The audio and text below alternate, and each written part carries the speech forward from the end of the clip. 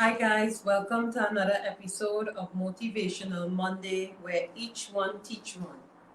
Father, thank you for your grace which is sufficient to us. Thank you for your Son, the Lord Jesus Christ. I know I can always depend on you for anything.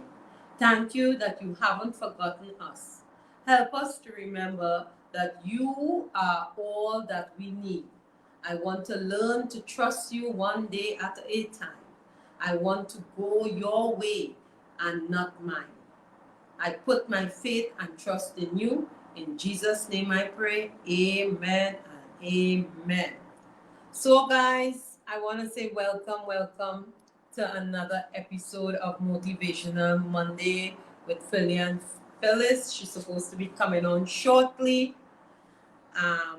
If you're celebrating a birthday today, I want to say happy birthday. I want to say happy belated birthday to my niece, Princess Worrell, whose birthday was yesterday. May God continue to bless you richly. And if you had a past birthday last week, happy birthday. All right. Philia was on just now, and I guess she'll come on in a little bit. All right. So I just want to read our mission statement for you guys. All right.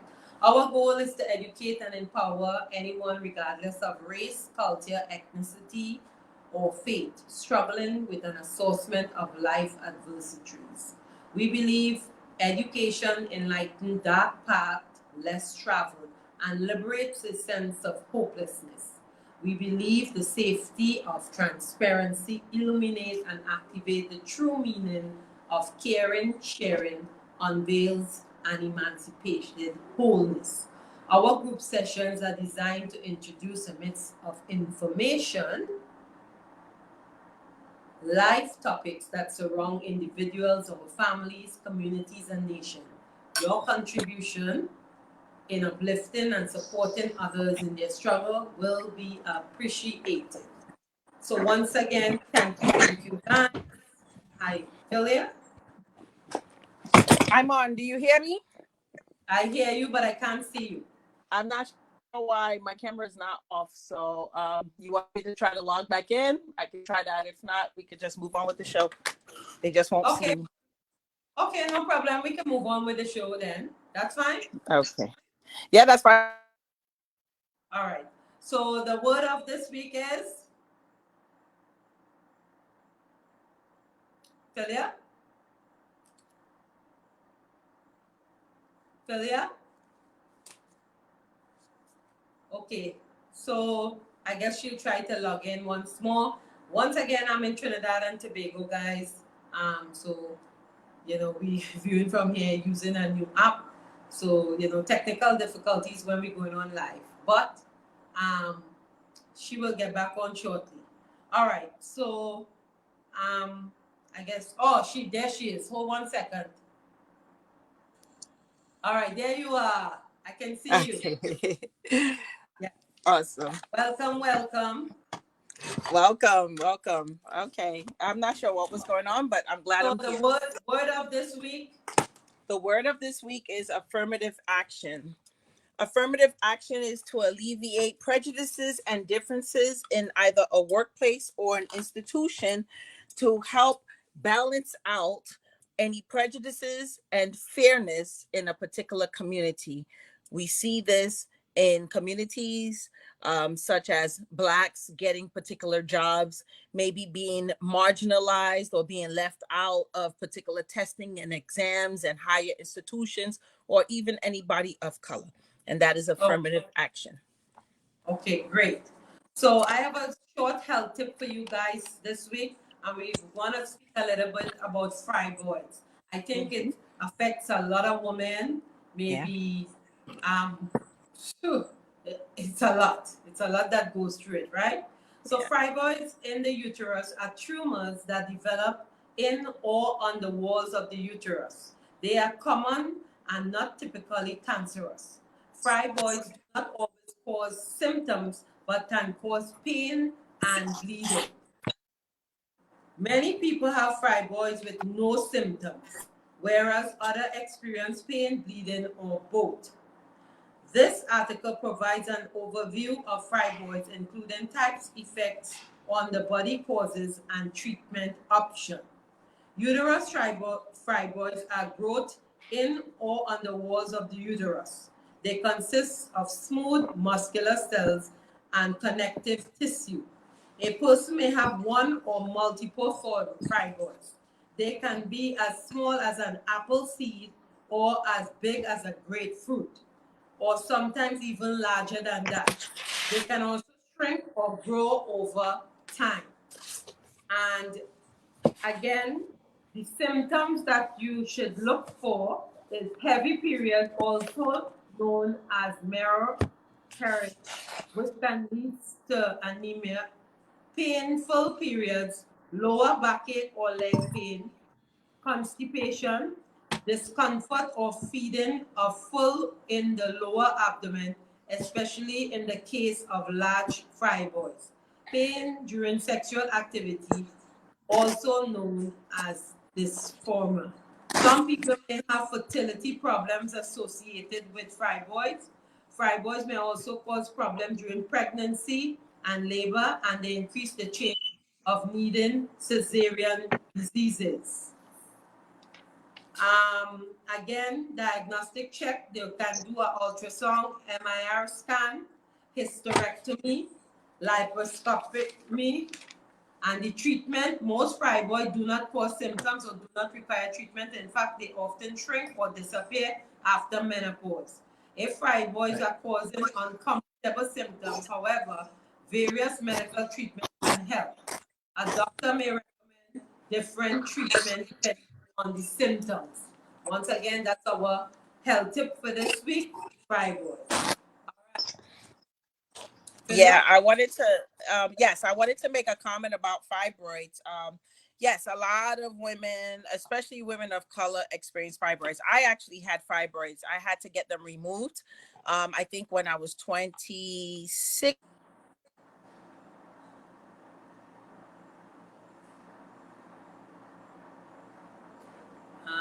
I guess Philia is sticking somehow. Philia?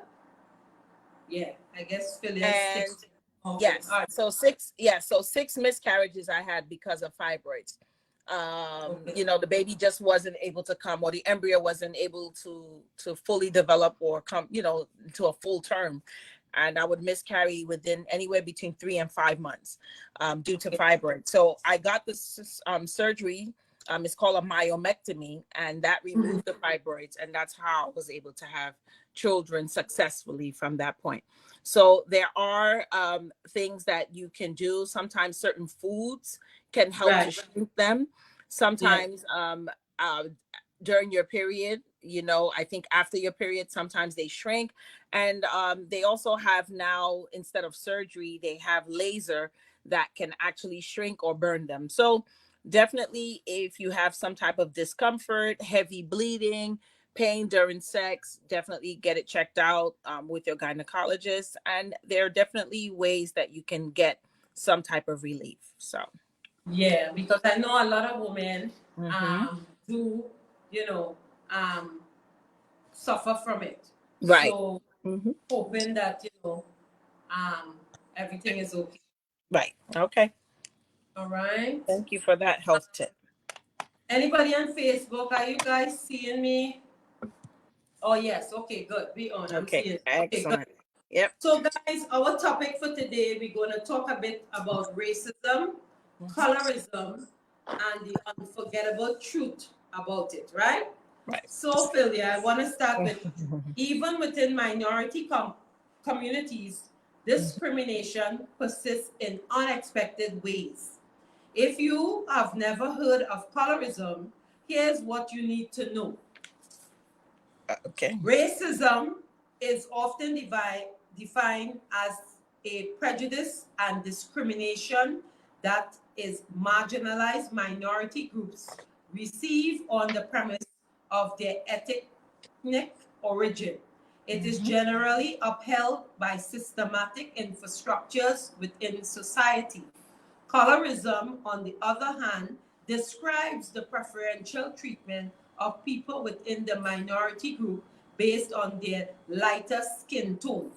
Where things get even thicker is that colorism, as mentioned, also often happens within a particular minority group.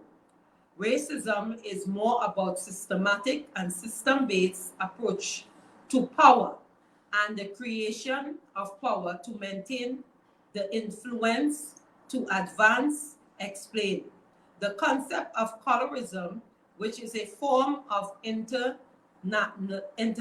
racialism, is the skin-based prejudice, often internal to communities of color, but not always the case, where the shades or hues of one's skin complexion determines different level of privilege. Now I know this is a big, big one. So go ahead. Okay, yes. Would you like me to continue the reading before we have our discussion? Yes, you could continue. Okay, so according to Harvard sociology professor Alice Monk, colorism is a complicated and intricate system of views upheld by those in charge. Research shows that as darkness increases and Afrocentric appearances increases, so does the probability of being perceived as dangerous, incompetent, ugly, and much more. To the extent that these biases are held by both Blacks and non-Blacks, the latter of whom may have powerful roles as gatekeepers, educators, police, physicians, bankers, real estate agents, and so on, and persist across generations, resulting in cumulative advantages and disadvantages associated with skin tone. We can see those repercussions in education, job advancement, the judicial system, and more, which interestingly, why affirmative action at the time was better, because it gave Right. people an opportunity to have the same opportunities as those who were either white or people who were lighter skinned. If Right. you can't remember your first Black teacher, that's a related problem. And one of the reasons is these issues that continue to fester. So we can definitely continue, but this idea of racism and colorism is huge, especially Yes. in our communities. The thing Yes. is, this was made for people to have that separation, to feel like lighter is better. Yes. So even among siblings, if a sibling is fairer skinned, that sibling seemed to be preferred, favored, the favorite, the prettiest, the one that Yes. gets everything, the one that gets all the attention, the one that does the least amount of work. And even so, it's interesting that even in families, it's not Yes. even outsiders, it's within our families and it's within our communities that we Right. experience those same problems. So it starts from home. Of Yes. course, the things that are outside we cannot control, but we can definitely control what's happening in our own homes. And our parents, grandparents, our people, our everybody is guilty of it to some degree. So it's Yes. important not to teach colorism and to teach that Blacks come in all different shades, all different colors, all different tones, Yes. everything, and it's still beautiful. It doesn't matter whether it's on the darker spectrum or the lighter spectrum. You are all one. Right. But I want to just jump in a little bit, Mm-hmm. especially with minority communities, right? Right. Mm-hmm. Even growing up in some family, I know particularly some countries, they use a lot of tanning creams because they're too Yes. dark and they want to Correct. get lighter, right? Right. Right. And even in the African community too, Mm-hmm. um, these people from Nigeria, different countries, use a lot of skin tanning to get lighter because they think lighter is more accessible. Again, Correct. is what they have been taught and grew up. Now, Right. in America, when I came to this country 20 years ago, this was my first time I really get into racism. Trinidad and Tobago, where I born and grew up, I never experienced racism to that extent. I Mm-hmm. can remember from me, everybody's situation is different. My mother always looked at people, human beings. We never look at race. Trinidad and Tobago is a multicultural country. we have blacks, we have whites, we have Chinese, we have Asian, we have a whole mixture, right? Then you remember, we have a lot of people who came from indentured slaves from India. Then we have those that came from Africa. Then we have the Syrians. So we mix up. So when people see us, they'll say, okay, you mix with something. When they look at your nose, they look at your eyes, they look at your ears, your hair color might be softer, right? So when I get to the States now, people start, I saw it more prevalent with blacks and whites. And Indians, from India to the Indians, from back to the Caribbean, are totally different types of Indians. Yeah. Yeah. So, so it makes me aware now of what racism looks like, because sometimes you can get it blatant with some people. For example, I was watching this girl, this gymnastic. She went into gymnastics, and she was the only black girl, and the person who was given the medal skipped the black girl and gave all the white girls, and that is a blatant form of racism, I think. Correct. Now, we have to teach our children, especially what I find is people from down in the South have more of a problem with slavery. Now, yes, we know slavery existed, but I think they hold on to it more from down south. It's like, and still we have these Ku Klux Klan, we have all these people still exist. Right. It's still there. It might be like you sweep a room and you put some dust in the corner, they're dormant. So there is racism. But often now, I realize colorism is a big factor too. Because if you look, half of the actors in Hollywood, they won't get in part because of their skin color. Right. Just like work and radio announcer, TV announcer, and different things. So now it's blatantly like this. And what I think now about our culture, parents are not teaching the children to love themselves, to look within themselves. They teaching the children because they want long straight hair now, right? They want the brown blue eyes. They want the body that God gave them. They want to put it all different how, and not telling them the effects that these things could cause. So these children now grow up not valuing themselves, not looking at themselves like, you know what, I'm beautiful, I'm good enough. Let me get my education. Education is power, education is knowledge. And that's what I'm seeing now. So you can go ahead.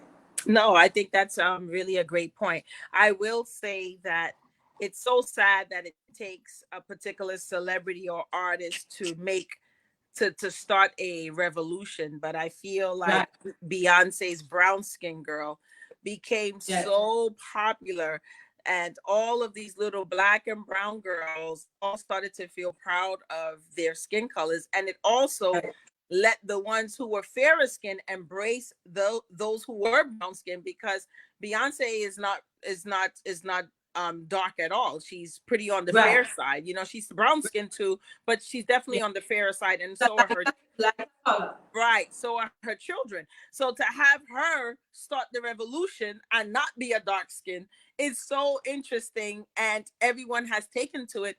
And now all of a sudden, and I'm not saying that other artists were dormant and not responsible, but definitely she popularized it with the song and the videos. And now everyone talks about melanin, black girl magic, melanin. And it's such a beautiful thing. And I wish something like this was around. It was always around, but was accepted, let me put it that way, and was glorified in the way it's glorified now.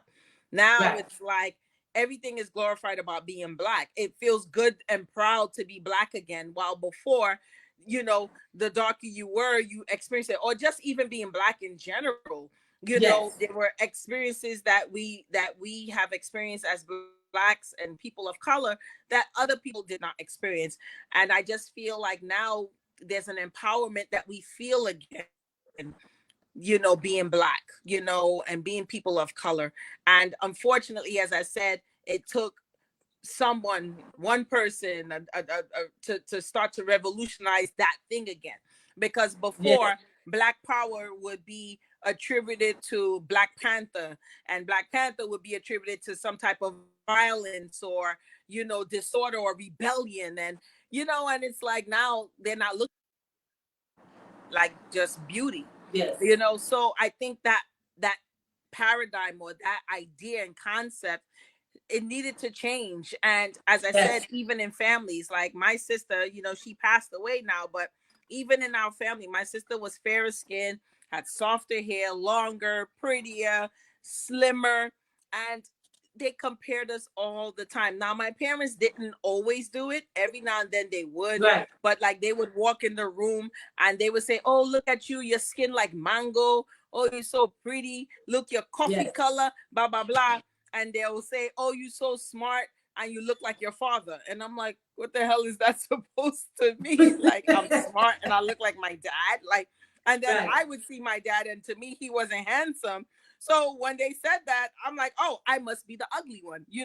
So, Right. and it's not like I had several sisters. It was only one sister. So the minute something happens, it's a comparison. And then when my children were born, my first two daughters, one looked more like my sister and the other one looked more like me. And they started the same thing. "Oh, this one is so pretty. She looked just like your sister." And it's like, here we go with the nonsense again. Yes. And I said, I'm going to stop coming around to your events because I know what I went through growing up, having very low self-esteem because Right. I didn't feel like I was beautiful or accepted. I said, Right. and now you guys are trying to do that 27, 30, 40 years later, you're doing the same nonsense. Like, you guys got to grow up. Like, it doesn't mean because she looks like this that she's better or kinder. We both kind. We grew up in the same household where we have very similar morals. Like, Right. okay, that's your preference, but someone might prefer me. Like, if you have something to say and it's not nice, literally just keep it to But yourself. don't That's say it just at all. basically exactly. Don't say it at all. So, So as I said, even in families, it's where you start to really experience that separatism, and it definitely affects self-esteem. It impacts so much. You get resentment amongst siblings, and siblings are supposed to have a sisterhood and a brotherhood and a unity and a oneness. But when you start to do that, you are dividing households. yes. Yes. So for the viewers that now coming in, our topic tonight, we speaking a bit about racism and colorism. And we find it more prevalent nowadays, especially. But not only that too, Philia, I think that the generation now is lost. And I think, again, it starts from the home. Because if your mommy don't tell you you're black, you're beautiful, Right. God made you just the way how he wants you to be. Right. They don't have to have weave. They have people who have long hair, but they just love the straight hair.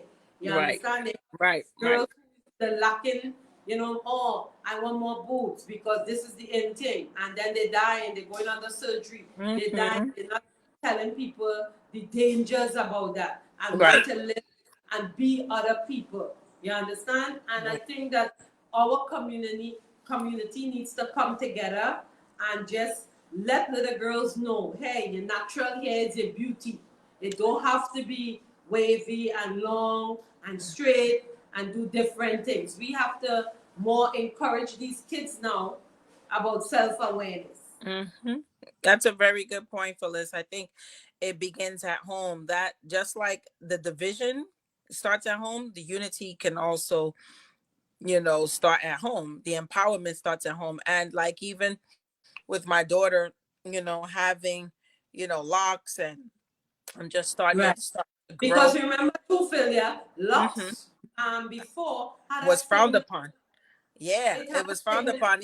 Even in my culture, when you Yes. get locks, they call it dada, and then dada is attributed to bums, you know, and Yes. like not people. Oh, yeah, Bob Marley in your hair.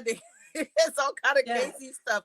Oh, Yes. what happened? You are Rasta now, and Rastafarian is a beautiful culture, Right. and a beautiful people, and but to them, it was like if you lock your hair, then you're dirty because you're not washing it, you're not Right. taking care of it, Yes. and Which they is used to not call true. us, yeah, they call you a riffraff, and it's such Yes. a negative connotation. But I think that comes from lack of education, because when Education. people are educated and informed, they don't make those kind of crazy decisions and crazy comments, and that's the problem. When you lack education, you sound ignorant, so but now, locks are revered and beautiful, and you see, women and men hair is all the way down to the floor, not using Yes, any chemicals, just exactly. natural god-given hair. And it's like my son had locked his hair a while ago, and no one else really in my family. I mean, my father had locks, my niece now has locks, but it's not something that is common among anybody in my family. But I locked Right, my son's hair because he just does not like to get haircuts. That's the only right. reason why I did it. Not because I felt like, oh, this is Yes, gonna be good. It was yes, literally because of convenience. My daughter now, I did not want to lock it, but when I twist her hair, it's almost like her hair naturally wanted to do it. right. And this summer when she went swimming, I was like, you know what? I'm gonna stop fighting it. I'm just gonna do it. And now it's like it's done. So it's almost like just even the natural, it's almost like the natural order is trying to prevail over all these chemicals, and like you said, Yes, women dying on the table to look a yes. certain way because Wait. a particular people made it seem like this is You beauty. have to, yeah, Yes, you have to be lighter. You have to have the exactly. proper Straight body. You nose, have to be nice hair, perfect. slim. You have to have straight nose. Correct. Look at Michael Jackson. He's one of the perfect example Right. who did surgery, who used to sleep in this incubator to Uh, keep light, and he was Correct. that Like an oxygen tank. perfect. Correct. Look at Mhm. little Kim. Look at Yep. little Kim. She was beautiful, He and was she did beautiful. everything with this body that sometimes she scares me. Yeah, she looks like she's gonna fall. Yeah, you're right. Hmm. It's You very know. sad. It's So, very, we very have sad. to really educate the kids, the Right. younger ones, Right. educate them and let them know, To hey, start to accept themselves and yes, say, this is the way God made you. Beauty is within and beauty is external, and beauty is relative. You know, like in my culture, women who have dark black gums, is they don't yes, like women who have pink gums, they actually laugh at. If your gums are black like tar, it's like, yes, look at her teeth, look at her gums, so beautiful. Or if you have a gap, they love gaps. So when you don't have a gap, they're like, "Oh, your smile is okay," but the person with the gap has the most beautiful smile. And then here in America, everybody's trying to close the gap because they yes, don't think that's yes, beautiful. yes, So it's just really, or cultures that mark their faces. Like you see Africans, sometimes West Africans have the marks on their face. yes, That to them is yeah, they come, beauty. Yeah. yes. But then someone will say, "Oh, why you scarred yourself that way?" So it's really I in the think the eyes. most personal one was steel. You see Right. steel, Exactly, his exactly. The face is steel cut up. plates in the mouth, that is all beauty. Or women who have neck, like they call it cut Yes, neck. Like in our culture, they love women who have cut neck. But you come here and they say, oh, that's fat deposit. You need to get lipo. So it's so sad. And again, you come to a culture where it's not accepted and you start looking at yourself side eye because you don't think you're beautiful because someone else told you or society yes, told you you're not. And so that comes from within. It comes from empowerment from the household, comes from the mom, and including the fathers have to, and the uncles, and all these figures have to continue to empower the youth so that when they grow up, they can do it to their generations. And that's how you start a new revolution of yes. greatness, of empowerment. I agree. So, so discrimination now. What you think? What's your thoughts on discrimination? Because I think, Mm-hmm, for many people, especially as I said before, with mm-hmm, dreadlocks, thank God, our country, mm-hmm. everyone has a place there. Every religion has a place, Right, But right. certain countries, it's frowned upon where these people discriminate against one another. Your skin Yeah, too dark, your hair not straight enough, your right, nose not straight enough, and right, I think that discrimination we live with it every time. You see right. it. My experience was when a couple years ago I was driving to Virginia, and back then we had MapQuest, if you remember. Yes. Didn't have Google and all these stuff now, right? And Mm-hmm. I stopped to get direction to see if it's the right way I'm going. Right. And it was a food place. And I saw this white guy and I asked, hey, he never answered me up to now. He showed me blatant. he don't want to speak to no black person. So I Mm. end up now pulling up like a McDonald's where it had black people and talk to them. But discrimination, like certain places in America, I would never live. Places Right. like Houston, I wouldn't go there. Deep Atlanta South, I'm not going there either. Some places in Florida, it depends on where, they show you blatant racism. I have traveled Europe, and people, funny enough, people in Europe don't discriminate against people. They're so helpful. People in Asia too, certain countries, but certain places in America, I will never, ever move to there because of the way they treat other people of our skin culture. And failure, just a FYI, most of the people who invented stuff in this world was a black person. If people know the history. Yes, yes, it stems from them doing the comparison thing, and you're right. It just like it's blacks that enslave other blacks because the whites, Yes. they knew they couldn't get Yes. close to them, so they would Correct. use their own brothers to enslave them. So yeah, so when you know the history, you know that a lot of it comes from within, and that's hatred, self-hatred. Because when you really Yes. love yourself, you learn to love others, and that's systematic, systemic amongst a lot of cultures and a lot of people of color. Even when you think of India with the caste system, those who were Yes. lighter was in a higher caste, and those the darkest ones were in the lowest class and Yes. caste. Like, it's Yes. so sad that they had to be the bottom of the barrel. They eat the worst food. They get the worst Yes. jobs. They get Yes. the jobs, porting poop, and Yes. and garbage, and as opposed to being in an office. And you know what? You see it also in the resorts. When we visit resorts, Yes. you Yes. notice all the resort Yes. people are the fairest skinned ones. Those Yes. are the ones that are in the main reception area Yes. with the Yes. nice clothes and the greeting, welcome to Yes. Jamaica, and Especially and then like even in Mexico. Mexico, exactly, these people work for nothing. they work They for work nothing. they Yes. work long hours. Yes. So You know? you even see it in places like Mexico, which has a very large black population, and the darker Mexicans call themselves blacks, and people don't know that Yes. they call them negritos. Yes. So it's just very interesting that they consider themselves black as well. Yes.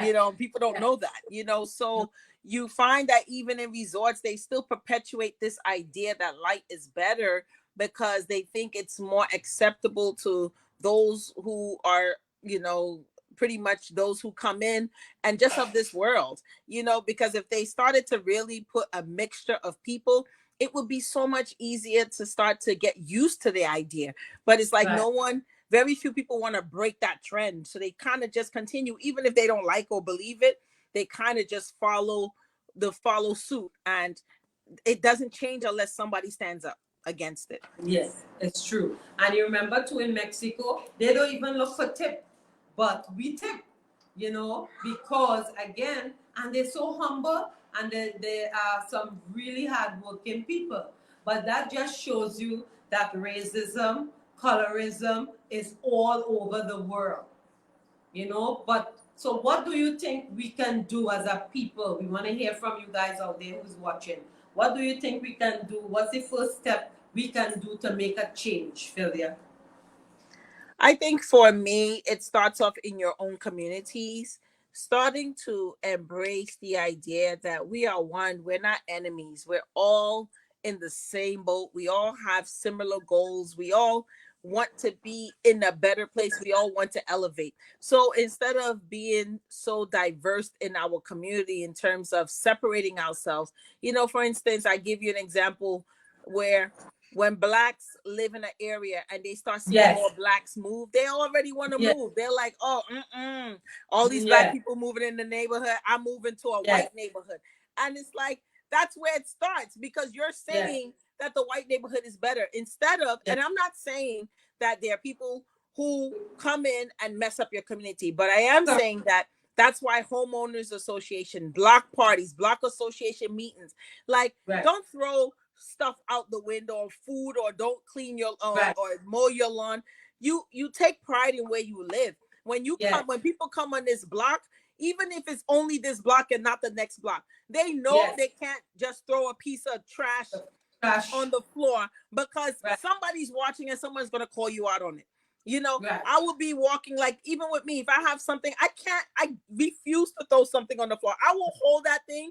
Sometimes I will put it Me in too. someone else's trash, and they will be like, excuse me. I'm like, I'm sorry. Is it like, would you not rather than it to go on the floor? Like, you have a Right. problem with me putting trash in your garbage, and Yeah. some other person would have just fling the thing on the floor. You know, but there are Right. people who are funny about it. So you have to even ask, is it okay that I put this trash in your garbage? You know, Right. it's just so ironic that people do that. Or people would do something in one neighborhood and won't do it in their own. And I'm like, why would you mistreat someone else's neighborhood? Oh, this is Right. not my neighborhood. Yeah, Yeah. it's still your Yeah. community, even if it's not your Exactly. neighborhood. Right. Exactly. So I think it's really important for us to really start to within our community, so it can expand. Start from the inside, like the bullseye, and start to expand outward. That's how you start to impact change, little by little, day by day, grain by grain. Yeah. And I just want to read a little here. Most casting directors and film directors are white. It therefore should not be surprising to learn that they are given preferential treatment to white passing lead talents when casting actors of color. That's what may have happened when casting in Heights. Even when it isn't internal, it is systematic, and it's part of the residue of racism. The problem isn't that the entertainment industry has long influenced the perception of the masses. Hollywood casting practices continues to affect how we see color in general, and thus what we value. But we can fully address the problem on screen without addressing the reality that there are so few agent casting directors and film executive of color. While this is starting to change, we still have a long way to go. On that note, I like how Tyler Perry, he's the first owner of a black production company. And I think that started too because he had a lot of doors that closed for him in his time, in his lifetime, you know? And, you know, with him now, his cast, one thing, he doesn't discriminate. He has all different types of people that usually be in his movies and different things, right?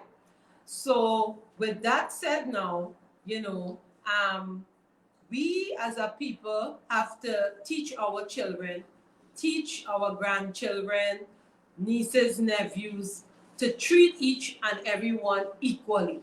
I know for a fact in Trinidad and Tobago, and again I can talk about my country, we have elections and we have different parties. We have the PNM party, where it's predominant blacks, and we have the UNC, United National Congress, where they have a lot of East Indians, right?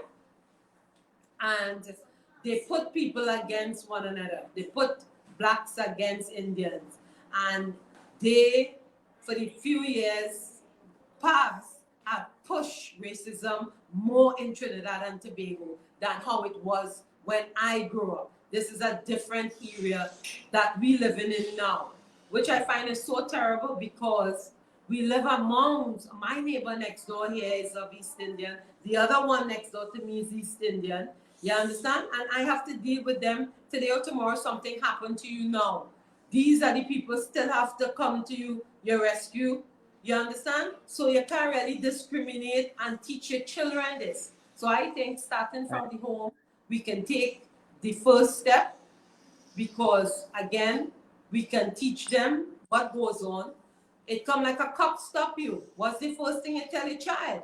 Keep your hands on the steering wheel. Right. Because hands up, you know, you keep your hands up because of us being of this skin color. Yeah. Because That. the first thing they think our children going to pull out is a gun. That's why we have so much of senseless killing, you know. So, you know, we have to teach them things, you know. You can talk to the police. You don't have to afraid the popo. When they stop you, you ask them, hey, what are you stopping me for? You don't even have to put your glass down. You crack the window. You understand? And you say, hi, why are you stopping me? You can ask them. People have to learn the rights. The thing about our people, we have to learn the rights. We have to learn rights and policies of the places that we live to know what you can say and what you can't say. In Trinidad and Tobago, obscene language to a police officer is a crime. They're going to lock you up for that. In America, we can cuss the popo. We don't give a crap. No, not at all. So, you know, different countries have different rules. So we gotta learn rules first. In Singapore, if you chew a gum and you spit it on the floor, you can go to jail. So, you know, everybody have rules when people traveling. That's something to know too, because what you can do home, you can't do in other people's place. Right. That's a really good point, Phyllis. It's like again, that is talking about educating yourself, you know, keeping yourself aware of your surroundings, the countries that you visit, other people that you're around, because at any given time you don't know who you're going to offend. Like, I give an example, like people who are of darker skin complexion but speak Spanish. You know, you assume that because they're dark they don't, and it's just so weird in my mind because you don't know, you know, and you'll be talking. They came from Panama. Right, they could be from Panama, Honduras, Belize. Republic, have a lot of blacks also. Exactly, walking around. Terrible. Exactly, you know? And it's terrible, and it's like people would just don't understand, and to them it's like, yes, I'm black, but I'm Afro-Latina, you know, like I'm Cuban or Dominican or Puerto Rican, like I'm black though. Like it's like they sometimes it's hard for them to make that concept. Well, if you're Spanish, then you must look a certain kind of way, you know, or anything, you know. So I just find that in our communities, we tend to do the stereotype. So it comes from stereotyping, it comes from racism, it comes from colorism. All of that stuff is all in the same boat. They all come from a bad seed that germinated. Okay, so let me read the bad seed for you. Okay, Colorism can be traced back to plantation life, according to the monk. The lighter skinned house Negroes were given certain privilege that their darker skin, right, counterparts who were often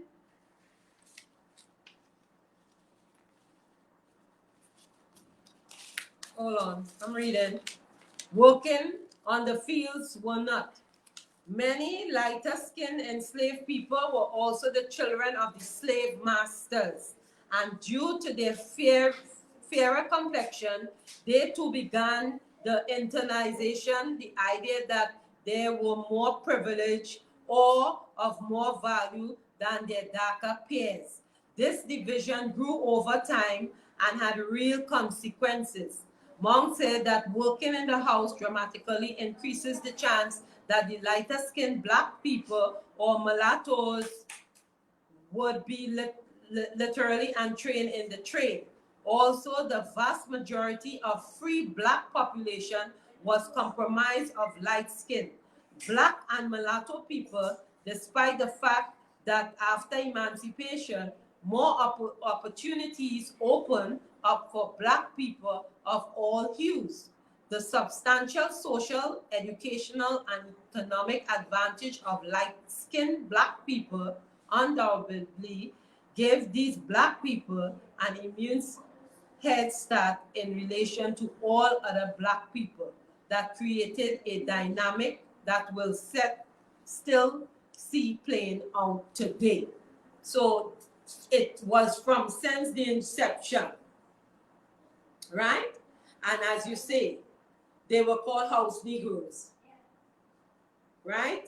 And then you know most of the slave masters went with the house Negroes and make those colored children. So the lighter ones used to work in the house while the darker ones go out there and pick cotton. Excuse me, I am on a live. I told you guys to be quiet, please. Yes. You understand, Philia? So, you know, again, we see where this come from. You know what I mean? I'm not hearing you. I'm not hearing you.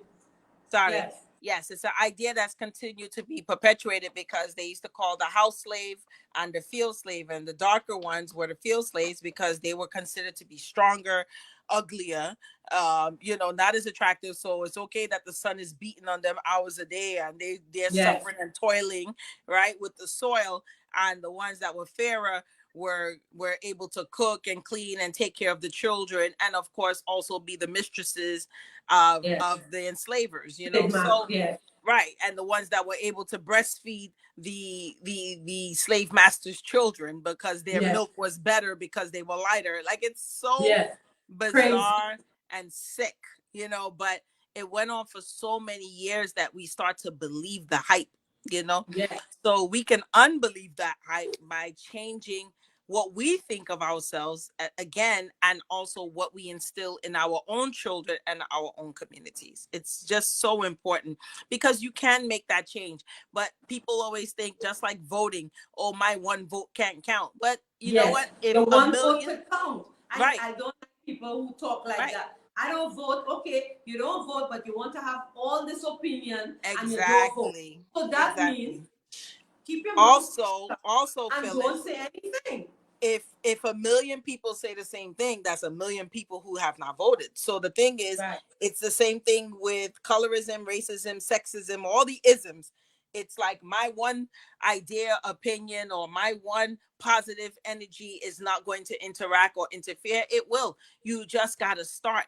And believe me, you start doing it, people start to will start to it's almost like an infection, like, Right. just like when you bring negative energy, you affect people Yes. negatively.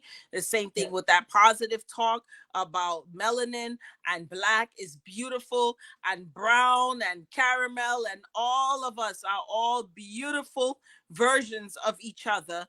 And it's okay. You love your dark skin sister, you love your light skin sister, Yes. you love your nappy hair sister, you love your coolie hair sister. It doesn't matter. You're all Matter. of one Yes. love, period. Yes. One love, literally. And Yes. that's what we need to teach. We need to teach that. And again, it starts from the home. Charity begins at home. Yes, I think charity begins at home. And really, again, as I say, parents, grandparents, everybody has to take part and make sure that we are educating our children, the new generation, the Gen Zs, as they say, coming up, that, the weave and the wigs and all these kind of things that they portray, and the head is empty. They don't have any education in there. You understand? They have style and fashion, but they got nothing. And without nothing, when you know better, you do better. Each one teach one. So we have to instill this in them and let them know that, you know what, hey, it's okay to be different. It's okay to be okay. You know what I'm saying? Because with social media and different things that, these children growing up learning, they are lost. They don't read books anymore. They don't even know how to have a conversation because the parents don't even have time to be there and be an example. They're leaving it up to the grandparents, and that's not the grandparents' responsibility. The grandparents' responsibility is to help in some ways, but that's not their responsibility. I would say maybe if they pass away, then you can take an active role, but while you're alive, try to take responsibility and let the children know. Don't discriminate. Children, if you notice, you put a black child and a white child together, Philia, they play. They play with one another. They Yep. don't know about racism. They They don't. don't They know just about play. colorism and all the rest of Right. isms, as they say. You Right. understand? But Yes. it's the parents. The Yeah, they said parents don't play. What who, are you doing? Why are you playing with him or her?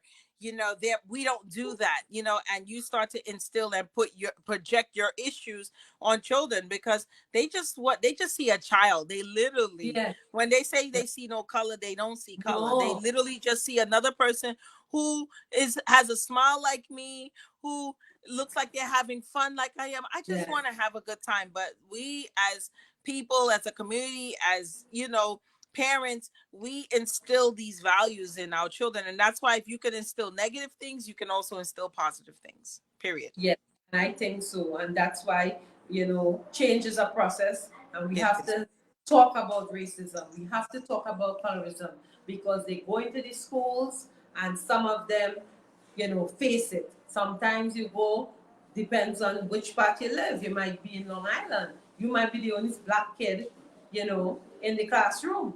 Then we have black and white married into these interracial marriages, and you have the little mixed kid, but they're not white, they consider black, so we have to teach these children. I was watching something, and I think the girl, the parent didn't taught her that she was black. She was thinking that she was white because, again, of the lighter skin color. But again, we just have to bring awareness and talk about it because it does exist. But we don't really have to live in the time where, okay, I'm not going to talk because of this person or the other. We have to make a change. It exists, but once you're doing what you do, like sometimes when I go to a store, Philly, and I say, they'll be like, hi, can I help you? Especially one of the uppity store, Neiman Marcus and Nostrums and the bigger ones, Bloomingdale's. You have these people, no, I'm just looking, and I hate them to walk behind me. And I hate when this is one of my pet peeves. When I say, okay, I want this bag, or this costs this costs that. I never ask you the price. That makes me feel inferior, like if I can't afford it. So I don't like people to do that to me because I wouldn't do it to somebody. If I wanted to ask you the price, what would I have said? Philia, how much is this bag? How much is the purchase of this bag? Don't tell me when I'm looking at something, oh, this costs $1,000. I did not ask you if it costs $1,000. That means you're looking down to me like if I cannot afford it. This time I got my American Express. I could just swipe and afford anything I want. So, we have to set people straight sometimes. And this starts from when we go to shop. I'm a funny girl. Where I'm spending my money, you better treat me good. Where I don't spend my money, I don't care. But my thing is, if I go and I get any bad service, I'm not speaking to you. I want your supervisor. And I'll tell you about yourself, and you're going to leave all your stuff right there. For example, Colleen and I went last week to buy some food, Jamaican food. We told her what we want. The guy swiped his card and he got his food. When come now to me and Colleen, she said the machine not working. What do you mean the machine don't work? So she wants us to use the ATM now in the store. Chase bank card don't work in them bootleg ATM. I'm a Chase user, I could tell you. You have to go from bank to bank in order for that card to use, right? So we said, okay, we only have $25 cash. The food was about $35. She said, well, you're going to have to go to the bank. I said, you know what, Colleen? We wasn't to eat here in the first place. Let's go. Colleen was like, no, let me pay alone for your food. I said, Colleen, I'm not hungry anymore. Let them stay right there with their food. And this is black people we're talking about. So, I didn't like that because the guy before used his card, we could have used our card. You want us to go. All we know that ATM was not scammer ATM. You understand, Phillian? So people has to know, especially customer service, I'm big on it. They are. Yes, I agree with you. I agree. And, sometimes they're not exercising what's fair, and I think all of that, again, is all part of the racism, the colorism, the sexism, as I said, all the isms, because it puts people and it marginalizes people. It makes people feel inferior and it puts others to feel superior to them. And that's a problem. So I'm glad you did not support that establishment because it showed them that you need our money. We are patronizing you. So you know what? We will walk away and you can deal with that with someone else. And I think that was the best statement that you made. You didn't need to cuss her out and be violent. Walk away, period. That's it. Exactly. Now yeah. you lost, well, you lost 25. for Yeah. 10 technically, which makes no sense. Exactly. Yeah, she don't know if his card was legit or not, but she wanted us to use our card in Right, that bootleg ATM. And I was like, Colleen, let's go. right, You know what I'm saying? She was feeling bad. I said, don't feel bad. right, We work hard for our money. And right. if she don't want to help us by Go to demand something before else. it, Yeah. you will tell me a big establishment, you telling me that this machine stopped working? Right, No, right. not unacceptable. Find a way, make it work, make it happen, and make it make sense. Exactly. That wasn't making no sense to me. I was Right, like, and it was in East New York. I was like, let's go. I right, don't need this Jamaican food. Let's go. right, right. That You was a know? great point. So we have to stand up for our Stand rights. up. Yes, absolutely. Yeah, you would have walked away too. Yeah, I walk away because where I spending my money, you see, I working hard and I spending my money and swiping this card. You bet Mhm. your bottom dollar you're going to respect me, respect everything I want and I ask you, and I don't want to get any attitude with it Right, because I am not going to be supporting you. right. And I'm going to write you up on Facebook. You know, I like to write. No, that's awesome. Yes, That's awesome. So Phyllis, I think that really this topic was really important because I think sometimes we tend to shy away from it because we feel like it's so overdone, but it's also yes, very prevalent because it still continues to happen. You know, if we get to a point where this no longer is an issue, then yes, it's like beating a dead horse. But unfortunately, this is not it. Like this happens every single day. We go single, through it every single day. Like you said, the little girl, the little gymnast who the woman who was giving out the awards blatantly skipped over her. yes, Blatant, like yes, there is no, and the little girl's looking around yes. and Looking it's around so like, sad that at her yes, age she's yes. I already felt sad for her. experiencing. Yes, and even a quick story, a quick testimony, but one of the presidents at Kingsborough Community College. She's extremely fair skinned and she was born in rural Virginia. And she said her father was fair skinned and her mother was like my complexion. And she said she grew up in a time where if she was with her father, she can purchase food from the front of the restaurant. But if she was with her mother, she would have to go to the back Wow. door of the restaurant, right? I wouldn't live And there either. That state, Virginia, I ain't yes, living there it's either. another a very, very, very racist state. So she said she grew up in a time where she did not get a new book until she was in college. She only had used books, and all the books that they gave them had ripped pages, racial slurs, the word like nigger across it, because they knew that those books were gonna go to the less fortunate kids, and the less fortunate kids were kids of color. So she said she never saw a new book until she got to college, where when she purchased her own book with her financial aid money and her stipends, that's when she actually saw a fresh page. Nobody wrote in it, no racial slurs. And this is a woman now in her 60s that's going through this. So it's just very interesting that even though she was fair in color, she was still treated poorly. So it goes to Yes, show you that it's systemic in our culture, in our own race, through our own people, that tend to make these things worse than they really are. yes. And last, I want to say in closing, Mm-hmm. we have to, excuse me, Josiah, behave, please. Sorry about that. I want to say too that we have to look at the books our children reading because right now there are some books out there, right, that Mm-hmm. showing you men and men supposed to be together when Mm. if that is not what you want your children to read. So Right. we as parents have to whatever our homes, our Scrutinize. Yeah.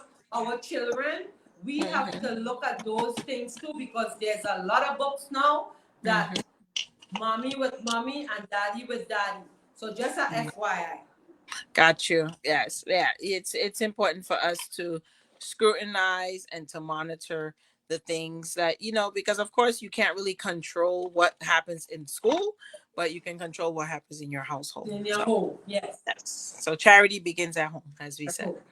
That's a Yes. great topic. Thank you so much for listening. Thank you so much again, guys. We were talking about racism, colorism, and the unforgettable truth about it. So again, thank you for logging on Motivational Monday with myself and Phil here. And Yes. this is a new stream we have. So I hope Yeah, you I guys love the new stream, guys. Tell please us give what us you think about feedback. our new stream. It's awesome. Yes, yes. And I just want to say celebrating the life of Keith Kenrick Warren, which is my brother. The funeral details will be Wednesday, the 4th of October, 2023 at 1 p.m. The place is David Guide's Sun Chapel. It's on Navet Road, San Fernando, upstairs Navet Chinese Supermarket. The interim will be at Rudolph Cemetery, Broadway, San Fernando.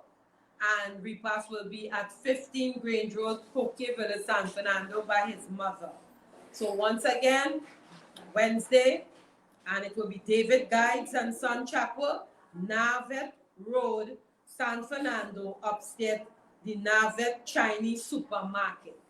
Thank you again for logging in. I want to say thanks again for all the love that I have received, the calls, Facebook message, everything, guys. Those who passed, those who contributed, whatever small way, thank you from the bottom of my heart, from my mother, Pauline Worrell, and all my 11 siblings that are alive. Okay? So thank you so much. Have a blessed, wonderful, and safe week. Love and love. Yes, love you. Love you guys. Bye. Bye. Have a great night, guys. Great night. All right.